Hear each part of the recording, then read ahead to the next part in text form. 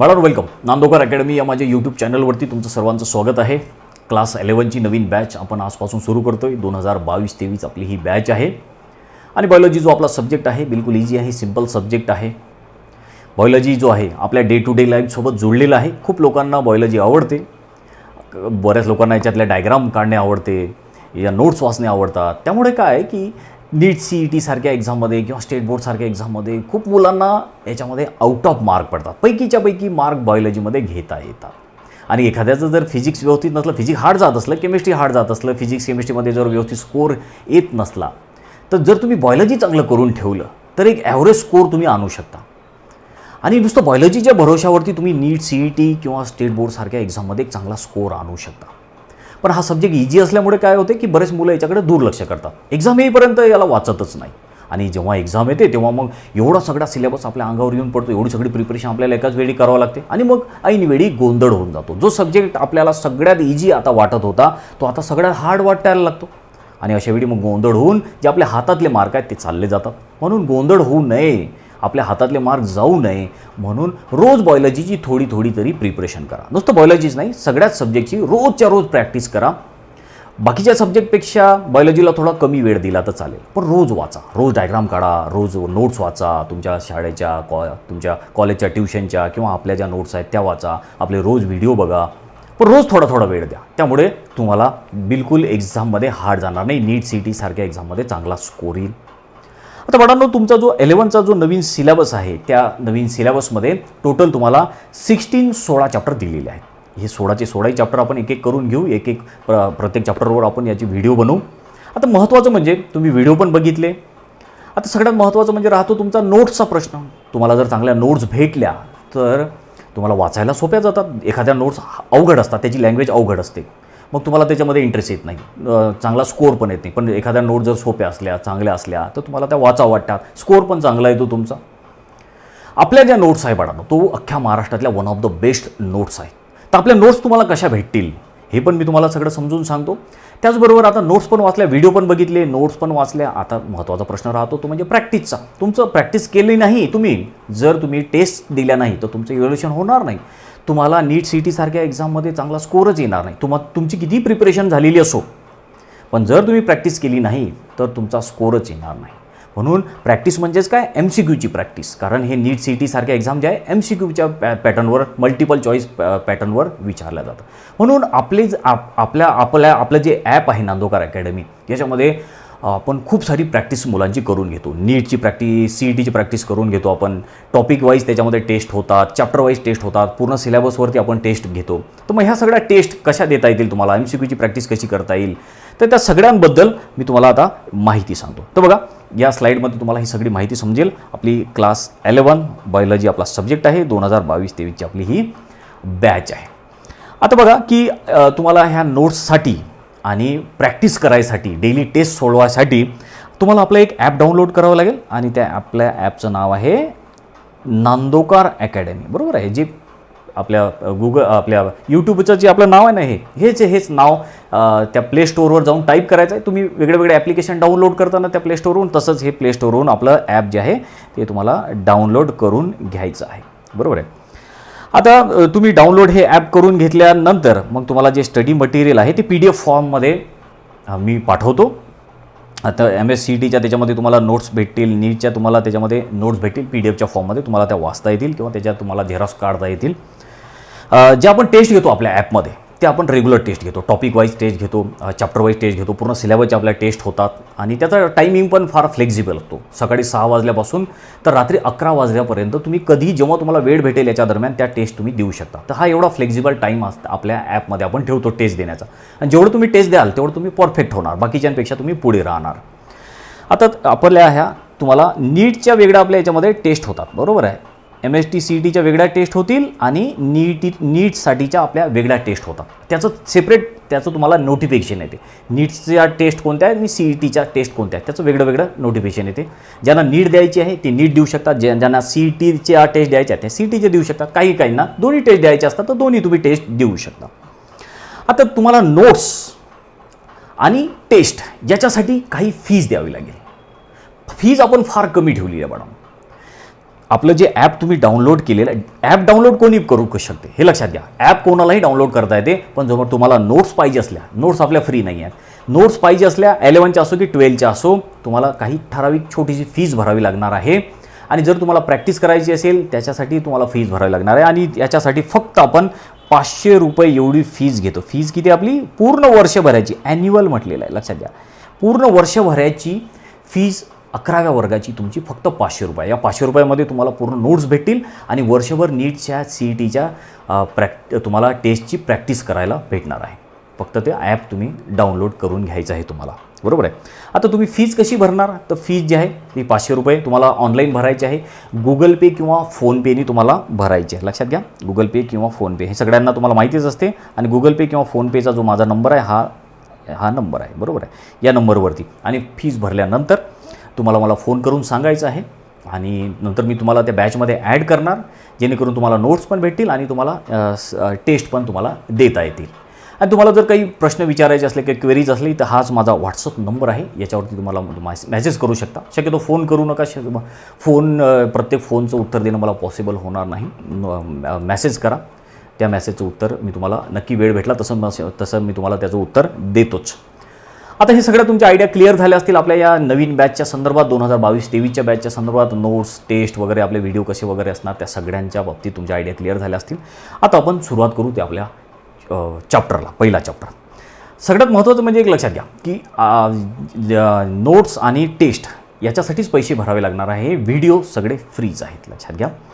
तर आपला हा पहिला चॅप्टर आपण आजपासून सुरू करू आणि हा पहिल्या चॅप्टरचं नाव आहे आपल्या लिव्हिंग वर्ल्ड, बरोबर आहे. पहिला चॅप्टर आहे आपला लिव्हिंग वर्ल्ड. तर नावातून तुम्हाला समजते लिव्हिंग वर्ल्ड म्हणजे जे सजीव आहेत पृथ्वीवरती सगळेच, युनिसेल्युलर, मल्टीसेल्युलर, याच्याबद्दलचं काहीशी माहिती आपल्याला या चॅप्टरमध्ये शिकायची आहे. आता हे जे लिव्हिंग वर्ल्ड आहे, आपल्या आजूबाजूचं सगळं जग, आपल्या आजूबाजूला खूप सारे जीवजंतू आहेत ना, खूप सारे लिव्हिंग ऑर्गॅनिझम आहे. चिमणी आहे, वेगळे वेगळे प्राणी आहेत, ॲनिमल आहे, खूप साऱ्या गोष्टी आहेत. आणि नुसतं हे सजीवच नाही आपल्या आजूबाजूला, तर काही निर्जीव गोष्टी पण आहे. दगड आहे, टेबल आहे, खुर्ची आहे, आपले हे कपडे आहेत, सगळेच आहे. म्हणजे ही जी आपली सगळी पृथ्वी आहे बाळांनो, सजीव आणि निर्जीव या दोघांपासूनही बनलेली. आपल्याला माहीत आहे आपली ही अर्थ जी आहे, पृथ्वी जी आहे, ही सजीव आणि निर्जीव दोन्ही गोष्टीपासून बनलेली आहे. त्याला आपण म्हणतो बायोटिक. बायोटिक म्हणजे काय? सजीव, काही सजीवांपासून, आणि एबायोटिक म्हणजे निर्जीव. सजीव आणि निर्जीव अशा दोन्ही गोष्टीपासून आपली पृथ्वी ही बनलेली आहे, बरोबर आहे. त्यानंतर हे जे सजीव आहेत यांच्या काही बेसिक प्रॉपर्टीज आहेत, किंवा आपण असं म्हणू त्याला काही सजीवांचे असे काही लक्षणं आपल्याला दिसतात. काही फीचर्स जे या पृथ्वीवर जे काही लिव्हिंग ऑर्गॅनिझम आहे ते काही फीचर्स शो करतात. त्यांच्यामध्ये काही विशिष्ट लक्षणं असतात. काय लक्षणं असतात सजीवांचे? तुम्हाला काही आठवते का याच्याबद्दल? काही फीचर्स असतात. जो एक सजीव आहे त्याचं काय फीचर्स असतात? तुम्ही म्हणाल की जे लिव्हिंग ऑर्गॅनिझम आहे ते श्वास घेऊ शकतात, त्यांच्या शरीराची वाढ होते, ते जेवण करतात, ते एका ठिकाणाहून दुसऱ्या ठिकाणी जाऊ शकतात. हेच तर सजीवांचं लक्षण आहे. हेच तर जे लिव्हिंग ऑर्गॅनिझम आहे त्यांचं महत्त्वाचं फीचर आहे. निर्जीव लोक असं करू शकतात काय? एखादा दगड असेल, तो खाऊ शकतो का? श्वास घेऊ शकतो का? फिरू शकतो का? नाही. मग सजीवांमध्ये आणि निर्जीवांमध्ये काय फरक आहे? जे लिव्हिंग आणि नॉन लिव्हिंगमध्ये काय फरक आहे तोच आपल्याला जाणून घ्यायचा आहे. कोणाला आपण सजीव म्हणू शकतो आणि कोणाला आपण निर्जीव म्हणू शकतो हेच आपल्याला समजून घ्यायचं आहे. त्याच्याच भरोश्यावर मग जे आहे आपल्याला लाईफच्या काही बेसिक प्रिन्सिपलचा आपल्याला अभ्यास करायचा आहे. लाईफचे काही बेसिक प्रिन्सिपल्स एक एक करून हे लाईफचे बेसिक प्रिन्सिपल आपण समजून घेऊ. किंवा असं आपण म्हणू शकतो की सजीवांचं हे लक्षण आहे. जे लिव्हिंग ऑर्गॅनिझम आहेत, जे सजीव आहेत, त्यांच्या ह्या वेगळ्या वेगळ्या प्रॉपर्टीज आहे. एक एक करून या प्रॉपर्टीज आपण समजून घेऊ. यालाच लाईफचे बेसिक प्रिन्सिपल्स असं पण म्हटलेलं आहे. सगळ्यात पहिलं लाईफचं बेसिक प्रिन्सिपल आहे ते म्हणजे मेटाबॉलिझम. मेटाबॉलिझम कधी ऐकलं का तुम्ही? मराठीमध्ये याला चयापचय असं म्हणतात. मेटाबॉलिझम म्हणजे काय की आपल्या शरीरामध्ये ज्या काही सगळ्या वेगळ्या वेगळ्या केमिकल रिॲक्शन चालतात, बायोकेमिकल रिॲक्शन म्हणतात त्यांना मेटाबॉलिझम असं म्हटलं जातं. बघू आपण डायग्राम, एक डेफिनेशन पण दिली आहे, ती डेफिनेशन पण समजून बघ. काय सांगितलं आपल्याला? मेटाबॉलिझम म्हणजे sum total of reactions in cell or living organisms is called metabolism. काय म्हटलेलं आहे? एखाद्या आपल्या सेलमध्ये जे सजीव असतील, कोणताही सजीव असो, युनिसेल्युलर असो, मल्टीसेल्युलर असो, आपण असो की एक छोटासा अमिबा असो किंवा बॅक्टेरिया असो, त्याच्या सेलमध्ये किंवा मग पूर्ण आपल्या बॉडीमध्ये ज्या काही केमिकल रिॲक्शन चालतात, ज्या काही बायोकेमिकल रिॲक्शन चालतात, त्यांना मेटाबॉलिझम असं म्हटलं जातं. आणि या मेटाबॉलिझममुळेच तर आपण जिवंत आहे. सगळ्या सजीवांमध्ये मेटाबॉलिझम चालते. मेटाबॉलिझममुळेच आपल्याला आपल्या शरीरामध्ये एनर्जी तयार होते.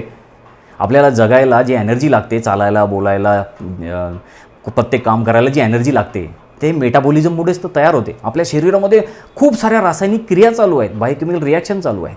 असं म्हणतात आपल्या एका सेलमध्ये जवळपास 5000 केमिकल रिॲक्शन चालू असतात. त्यालाच मेटाबॉलिझम असं म्हणतात.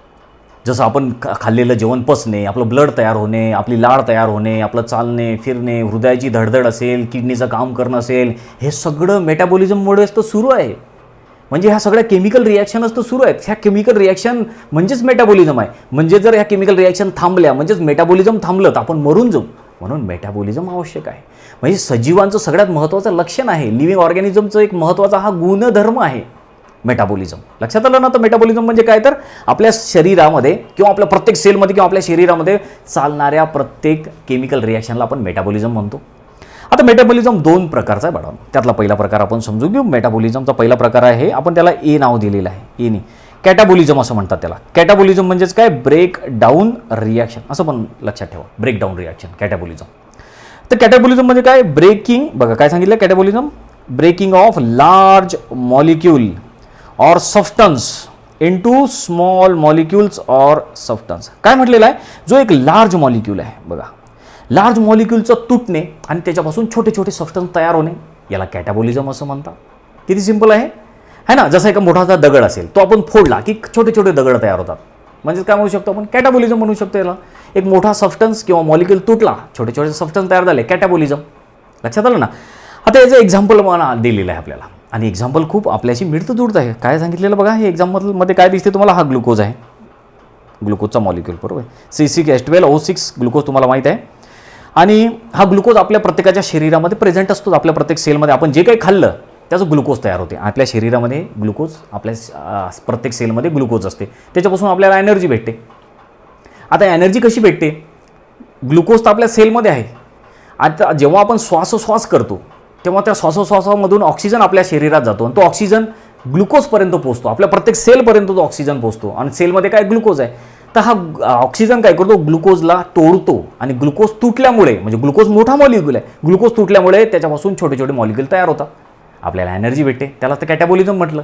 कॅटाबॉलिझम म्हणजे समजलं ना, मोठा मॉलिक्यूल ब्रेक होणे, छोटे मोठे मॉलिक्यूल तयार होणे. आता इथं ग्लुकोज आहे, मोठा मॉलिक्यूल आहे, कोणामुळे तुटला, ऑक्सिजनमुळे तुटला, आणि काय तयार झालं, कार्बन डायऑक्साईड आपल्या शरीरामध्ये. ही रिॲक्शन महत्त्वाची आहे, आपल्या शरीरामध्ये चालू आहे रिॲक्शन, लक्षात घ्या. खूप इम्पॉर्टंट रिॲक्शन आहे ही. आपल्या प्रत्येक सेकंदाला ही रिॲक्शन सुरू आहे, आपल्या बॉडीच्या प्रत्येक सेलमध्ये ही रिॲक्शन सुरू आहे. त्याच्यामुळे तर आपल्याला एनर्जी भेटते काम करायला. आपल्या शरीरामध्ये ग्लुकोज आहे, ते ग्लुकोज ऑक्सिजनमुळे तुटते आणि आपल्याला एनर्जी भेटते. बघा काय सांगितलं, कार्बन डायऑक्साईड तयार झाला मग ग्लुकोजच्या तुटण्यामुळे, आणि आपलं कार्बन डायऑक्साईड श्वासोश्वासातून बाहेर सोडतो. त्यानंतर पाणी पण तयार झालं, वॉटर, आणि एनर्जी तयार झाली. एनर्जी कोणत्या फॉर्ममध्ये आहे, तर एनर्जी ही ATPच्या फॉर्ममध्ये आहे ना, आपण स्टोअर करून ठेवतो एनर्जी, आपल्याला त्याच्यापासून ऊर्जा भेटते. तर अशा प्रकारे काय झालं, तर कॅटाबॉलिझम झालं. मेटाबॉलिझमच आहे, पण हे मेटाबॉलिझमचा कोणता प्रकार आहे, तर कॅटाबॉलिझम आपण याला म्हणतो. याच्यामध्ये काय झालं की मोठा मॉलिक्यूल तुटला आणि छोटे छोटे मॉलिक्यूल तयार झाले. लक्षात आलं. त्यानंतर मेटाबॉलिझमचा दुसरा प्रकार आहे तो म्हणजे ॲनाबॉलिझम. ॲनाबॉलिझमलाच काय म्हणतात, बिल्डिंग अप रिॲक्शन. ती काय होती, ब्रेकिंग अप रिॲक्शन होती, ही बिल्डिंग अप आहे. काय ॲनाबॉलिझम म्हणजे काय बघा, सांगितलं आपल्याला, मेकिंग ऑफ लार्ज मॉलिक्यूल्स और सबस्टन्सेस इनटू स्मॉल मॉलिक्यूल्स और सिंपल सबस्टन्सेस. आता एक थोडंसं इथे करेक्शन करून घ्यायचं आहे आपल्याला. काय बघा, इनटू नाही तर इथे फ्रॉम आपल्याला लिहायचं आहे. काय लिहायचं आहे, फ्रॉम. तर काय आहे की आपल्याला सांगितलेलं बघा की छोट्या छोट्या मॉलिक्यूलपासून एक मोठा मॉलिक्यूल तयार होणे, याला ॲनाबॉलिझम असं म्हणतात. काय म्हटलं, ॲनाबॉलिझम म्हणजेच काय, बिल्डिंग अप, बिल्डिंग तयार झाली, बिल्डिंग काहीतरी बनवलं आपण, छोट्या छोट्या गोष्टीपासून एक मोठी गोष्ट तयार केली, त्याला ॲनाबॉलिझम म्हणतात. जसं कॅटाबॉलिझममध्ये काय झालं होतं, एक मोठा मॉलिक्यूल तुटला, छोटे छोटे मॉलिक्यूल तयार झाले, पण याच्यामध्ये काय, छोट्या छोट्या मॉलिक्यूलपासून एक मोठा मॉलिक्यूल तयार करायचा आहे, त्यालाच म्हटलेलं आहे ॲनाबॉलिझम. आणि एक्झाम्पल पण बघू आपण. एक्झाम्पल आहे ते म्हणजे जे आपले प्लॅन्ट आहेत, त्या प्लॅन्टमध्ये जे फोटोसिंथेसिस होते त्याचं हे एक्झाम्पल आहे. प्लॅन्ट फोटोसिंथेसिस करतात, आपण त्याला काय म्हणतो, प्रकाश संश्लेषण. सूर्यप्रकाशाच्या मदतीने प्लॅन्ट आपलं अन्न तयार करतात. काय काय करतात त्याच्यामध्ये, प्लॅन्टला कार्बन डायऑक्साईड आवश्यक असते, त्याचबरोबर वॉटरची आवश्यकता असते, क्लोरोफिलची आवश्यकता असते, वेगळ्या वेगळ्या एन्झाईमची आवश्यकता असते, आणि मग हे सगळ्या गोष्टी मिळून मग प्लॅन्ट आपलं अन्न तयार करते. प्लॅन्टचं अन्न कोणतं आहे, प्लॅन्टचं अन्न पण ग्लुकोजच आहे. जे आपल्याला कामात पडते, ज्याच्यापासून आपल्याला एनर्जी भेटते, तेच अन्न, तेच एनर्जी जी आहे तीच एनर्जी प्लॅन्टला पण आवश्यक आहे. प्लॅन्ट पण अशा तऱ्हेनं ग्लुकोज तयार करते. तर कशापासून प्लॅन्टचं ग्लुकोज तयार होते? तर प्लॅन्ट बघा कार्बन डायऑक्साईड वापरते, वॉटर वापरते, सूर्यप्रकाशातून एनर्जी भेटते, क्लोरोफिल, या सगळ्या गोष्टी. म्हणजे हे काय छोटे छोटे मॉलिक्यूल आहे. हा छोटा मॉलिक्यूल आणि याच्यापासून एक मोठा मॉलिक्यूल तयार झाला. काय तयार झालं? Sugar, glucose, C6H12. मग छोटे छोटे मॉलिक्यूल एकत्र गेले, मोठा मॉलिक्यूल तयार केला. म्हणजे काय झालं? ॲनाबॉलिझम झालं. किती सिंपल डेफिनेशन आहे. आणि बघा बाकीचे बाकी सब प्रोडक्ट पण तयार झाले. वॉटर असेल, ऑक्सिजन तर हवेत सोडला जातो है ना. तर ही रिॲक्शन झाडाच्या पानामध्ये सुरू असते. आपण शिकणार पुढे फोटोसिंथेसिसमध्ये सगळं काय. तर ही झाडाच्या पानामध्ये सुरू असलेली ही रिॲक्शन आहे ॲनाबॉलिझमची. त्याच्यामध्ये काय झालं? छोटे मॉलिक्यूलपासून मोठा मॉलिक्यूल तयार झाला. प्लॅन्टनी काय केलं? छोटे छोटे मॉलिक्यूल म्हणजे कार्बन डायऑक्साईड, वॉटर, क्लोरोफिल किंवा वेगळे एन्झाईम यांच्यापासून आपलं फूड तयार केलं, अन्न तयार केलं, ग्लुकोज. तर ग्लुकोज मोठा मॉलिक्यूल तयार झाला. लक्षात आलं? तर हे एक सजीवाचं महत्त्वाचं लक्षण आहे. सजीवांचा महत्त्वाचा हा गुणधर्म आहे मेटाबॉलिझम. निर्जीव गोष्टी मेटाबॉलिझम नाही करू शकत. एखादा दगडाच्या मध्ये मेटाबॉलिझम चालते का? एखादा टेबल, त्या टेबलाच्या मध्ये मेटाबॉलिझम चालते का? त्याच्या शरीरामध्ये रासायनिक क्रिया होतात का? नाही होत. निर्जीव गोष्टी मेटाबॉलिझम करू शकत नाही. फक्त सजीव जे आहे, लिव्हिंग ऑर्गॅनिझम जे आहे, तेच मेटाबॉलिझम करतात. त्यांचाच महत्त्वाचा गुणधर्म आहे हा. त्यानंतर सजीवांचा आणखीन एक गुणधर्म आहे आणि तो आहे ग्रोथ अँड डेव्हलपमेंट. दुसरा गुणधर्म, दुसरी प्रॉपर्टी किंवा दुसरं बेसिक प्रिन्सिपल जे आहे लाईफचं, ते आहे ग्रोथ अँड डेव्हलपमेंट. शरीराची वाढ आणि विकास असं म्हणतो आपण त्याला मराठीमध्ये. काय सांगितलं? ग्रोथ वगैरे काय सांगितलं आपल्याला बघा ग्रोथबद्दल. Growth is well orchestrated process. Orchestrated म्हटलेलं आहे. ऑर्केस्ट्रा बघितलं का तुम्ही कधी? ऑर्केस्ट्रामध्ये वेगळे खूप सारे इन्स्ट्रुमेंट असतात. 50, 60, 100 इन्स्ट्रुमेंट असतात, पण ते एकत्र वाजवतात. कोणाचाही इकडे तिकडे सूर ताल होत नाही. सगळेजण एका व्यवस्थित लयबद्ध तऱ्हेनं ते वाजवतात. त्यामुळे आपल्याला खूप सुंदर असं गाणं, संगीत ऐकायला येते. कोणाचाही स्वर इकडे तिकडे होत नाही. कोणाचंही वाद्य जे आहे, इन्स्ट्रुमेंट इकडे तिकडे वाजत नाही. सगळेजण आपापल्या व्यवस्थित काम करतात. त्यामुळे तो ऑर्केस्ट्रा आपल्याला ऐकायला. तसंच आहे ग्रोथचं. ग्रोथसुद्धा एक वेल ऑर्केस्ट्रेट प्रोसेस आहे. वेल ऑर्केस्ट्रेट म्हणजेच काय? की आपल्या जी शरीराची वाढ होते ती एक ऑर्केस्ट्रासारखी होते, व्यवस्थित प्रमाणात होते. असं होते का कधी की आपल्या शरीराची वाढ झाली आणि आपला एकच हात मोठा झाला, एकच हात वाढला आणि एक हात छोटाचा आहे आपला? असं होते का कधी? आपला फक्त एकच कान वाढला, आपण जसं लहानाचं मोठं झालो, एकच कान वाढला, एक छोटा आहे, असं होते का कधी? नाही. आपली ग्रोथ वेल ऑर्केस्ट्रेट आहे असं म्हटलेलं आहे. म्हणजे जेव्हा ग्रोथ होते तेव्हा सगळ्या शरीराची एक सारखी वाढ होते, समान वाढ होते. जसं ऑर्केस्ट्रा कसा असतो, एकसारखे सगळेजण गाणे वाजवतात है ना, एकसारखे सगळेजण काम करतात. तसंच ग्रोथ पण ऑर्केस्ट्रेट प्रोसेस आहे. ग्रोथ पण व्यवस्थित आपली होते आणि ग्रोथ पण एक सजीवाचं महत्त्वाचं लक्षण आहे. बरोबर आहे ना. ग्रोथ, निर्जीव गोष्टीची कधी ग्रोथ होते का? नाही, सजीवांचीच ग्रोथ होते. पण याला एक अपवाद पण आपल्याला सांगितलेला आहे. काय सांगितलेलं आहे बघा? काय आपल्याला सांगितलेलं आहे? Sand moulds and boulder grows but this growth is not within and hence these are non living. आता आपण म्हटलं की ग्रोथ जी आहे, शरीराची वाढ वगैरे होणे, हे तर सजीवांमध्ये होते. पण ग्रोथ जी आहे, निर्जीव गोष्टीची पण ग्रोथ होते. कशी? जसं आता तुम्ही बघितलं आहे ना, वाढू वगैरे आपण वाढवंटात अशा वाढू जमावतात. जसं आता आपण एक डायग्राम काढू. बरोबर आहे. आता हे एक वाढूचा हा असा पहाड तयार झालेला तुम्हाला दिसतो. वाढवंटात खूप जोरजोरात हे सुटतात, असं वारे सुटतात आणि मग ते वाढू अशी वाहून येते. बरोबर आहे. वाढू वाहून आली की मग अशी ती जमा होत राहते या पहाडावरती. वाढूच्या पहाडावरती चालली वाढू जमा होत. मग हा पहाड मोठा मोठा होत चाललो, म्हणजे याची ग्रोथ होत चालली की नाही या पहाडाची, या वाढूमुळे या पहाडाची ग्रोथ होत चालली की नाही. मग ग्रोथ झाली म्हणजे हा पहाड काय सजीव आहे का? नाही. ग्रोथ कशी असायला पाहिजे? इंटरनल असायला पाहिजे. याची ग्रोथ कशी होत आहे? एक्सटर्नल होत आहे, बाहेरून. पण जे सजीव असतात त्यांची ग्रोथ ही आतून होत असते. म्हणून ग्रोथ हे लाईफचं बेसिक प्रिन्सिपल नाही, मेटाबॉलिझम लाईफचं बेसिक प्रिन्सिपल आहे. याच्यावर पण क्वेश्चन विचारला जाऊ शकतात. तुम्हाला वेगवेगळे ऑप्शन देतील, विचारतील. लाईफचं जर सर्वात महत्त्वाचं जर डिफायनिंग प्रॉपर्टी कोणती असेल तर कोणती आहे? ग्रोथ आणि मेटाबॉलिझमपैकी तर मेटाबॉलिझम फक्त सजीव करू शकतात. पण ग्रोथ हे निर्जीवमध्ये पण होऊ शकते, जसं मी आता तुम्हाला याच्यावरून एक्झाम्पलवरून समजून सांगितलेलं आहे. लक्षात आलं ना. त्यानंतर लाईफचं आणखीन एक बेसिक प्रिन्सिपल, एक आणखीन सजीवांचं महत्त्वाचं लक्षण, आणि ते आहे रिप्रोडक्शन. तुम्हाला माहिती आहे रिप्रोडक्शन वगैरे? रिप्रोडक्शन म्हणजे काय की डेफिनेशन बघू आपण एक सगळ्यात आधी याची. Production of young ones like parents is called reproduction. म्हणजे काय? जे आईवडील असतात ते आपल्यासारखा दिसणारा एक सजीव तयार करतात, त्याला आपण रिप्रोडक्शन असं म्हणतो. कोणताही लिव्हिंग ऑर्गॅनिझम पृथ्वीवरचा घ्या, तो युनिसेल्युलर असो, बॅक्टेरिया असो की आपण असो किंवा हत्ती घोडा असो, ते प्रत्येकजण रिप्रोडक्शन करतात. म्हणजेच काय की आपल्यासारखा दिसणारा एक नवीन जीव तयार करतात. का बरं करत असतील ते प्रत्येकजण रिप्रोडक्शन? कारण की प्रत्येकाचा लाईफस्पॅन ठरलेला आहे. या पृथ्वीवर कोणी परमनंट थोडी जगायला आलेला आहे, बरोबर आहे ना. एक ना एक दिवस प्रत्येकाला मरणेच आहे. आपण मेल्यानंतरही आपला वंशाचा दिवा कायम राहिला पाहिजे, म्हणून प्रत्येकजण रिप्रोडक्शन करतो. तर जे सजीव आहेत ते रिप्रोडक्शन करू शकतात, बरोबर आहे की नाही. निर्जीव गोष्टी रिप्रोडक्शन करतात का? एखादा दगड वगैरे असेल तर तो दगड का रिप्रोडक्शन करतो का? नाही करत. सजीवच रिप्रोडक्शन करतात. पण याला काही सजीव अपवाद पण आहेत, जसे की आपल्याला सांगितलेलं आहे बट स्टराईल वर्कर बीज and mule do not reproduce. आता बघा, स्टराईल वर्कर बीज, हनी बीज, मधमाशा, त्या मधमाशा ज्या आहेत ना, फिमेल मधमाशा असतात, त्या फिमेल असतात, त्या रिप्रोडक्शन करू शकत नाही. त्याचबरोबर म्यूल म्हणजे खेचर, माहीत आहे ना तुम्हाला म्यूल, खेचर, घोडा आणि गाढव या दोघांपासून तयार झालेलं असते ते. याच्यामध्ये जो गाढव असतो, डॉंकी असतो, तो मेल असतो, आणि जे फिमेल असते ते हॉर्स असते, घोडा.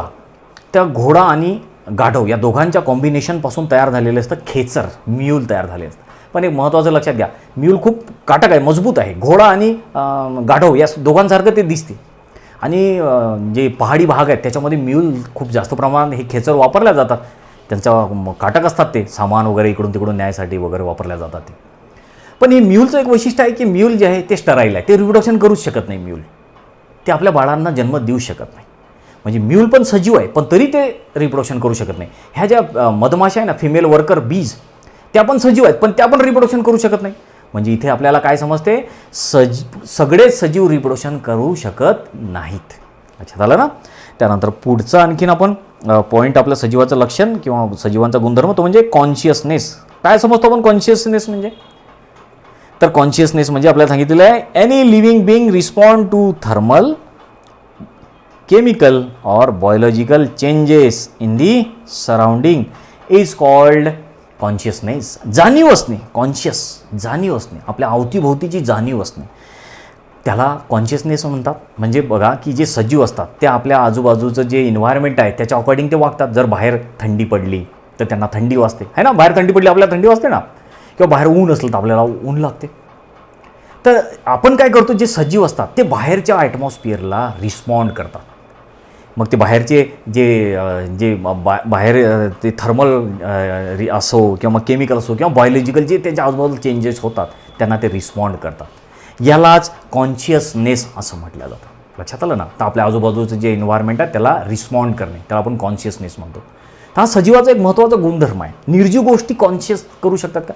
आता एखादा दगड आहे, परत दगडाचं एक्झाम्पल घेऊ, सोपं जाते लक्षात ठेवायला. दगड आहे, दगडाला काही फरक पडतो का? किती ऊन पडलं, किती पाऊस पडला, किती थंडी पडली, दगडाला काही फरक पडतो का? नाही. म्हणजे जे सजीव असतात तेच फक्त कॉन्शियस असतात. आणि विशेष म्हणजे जे माणसं आहेत, ह्युमन बिंग आपण, ते तर सेल्फ कॉन्शियस. त्यांच्यामध्ये आणखीन एक महत्त्वाचा गुणधर्म आहे सेल्फ कॉन्शियसनेस, स्वतःची जाणीव असणे. तशा प्रकारे सजीवांचं आणखीन एक महत्त्वाचं वैशिष्ट्य आहे. त्यानंतर लास्ट सजीवाचा एक महत्त्वाचा गुणधर्म, तो म्हणजे डेथ. आता आपल्या प्रत्येकाचा, या पृथ्वीवर कोणीही असो, तो जन्म घेतो. जन्म घेतल्यानंतर हळूहळू तो मोठा होतो, तरुण होतो, रिप्रोडक्शन करतो, हळूहळू म्हातारा व्हायला लागतो. आणि मग त्याचा हळूहळू मग काय होते की त्याच्या बॉडीमधल्या केमिकल रिॲक्शन होणे बंद होऊन जातं. म्हणजे त्याचं मेटाबॉलिझम थांबते. मेटाबॉलिझम थांबलं की आपली डेथ होऊन जाते. प्रत्येक पृथ्वीवर या जन्म घेणारा माणूस मरतोच. माणूस म्हणजे कोणीही सजीव असो, इव्हन प्लॅन्ट, कोणी एक दिवस जगत असला किंवा 1000 वर्ष जगत असला तरी एक ना एक दिवस त्याला मरणेच आहे. तर मरणे, डेथ, हे पण सजीवाचं एक महत्त्वाचं लक्षण आहे. तर इथे लक्षात आलं का तुमच्या की आपण ह्या ज्या काही मी तुम्हाला समजून सांगितल्या प्रॉपर्टी ह्या सजीवांच्या आहेत. सजीवांचे हे गुणधर्म आहेत, जे लिव्हिंग ऑर्गॅनिझम आहेत त्यांच्या हे बेसिक प्रिन्सिपल्स आहे. हे लाईफचे बेसिक प्रिन्सिपल्स आहे. या पृथ्वीवर कोणताही सजीव असो, लाईफ मग तो युनिसेल्युलर असो, मल्टीसेल्युलर, कोणी असो, तो हत्ती, घोडा, कुत्रं, मांजर, कोणी असो, की माणूस असो, की बॅक्टेरिया असो, त्या सगळ्यांना हे गुणधर्म लागू पडतात. लक्षात आलं ना तुमच्या. तर अशा प्रकारे हे आपण लाईफचे काही बेसिक प्रिन्सिपल्स या लेक्चरमध्ये समजून घेतलेले आहेत.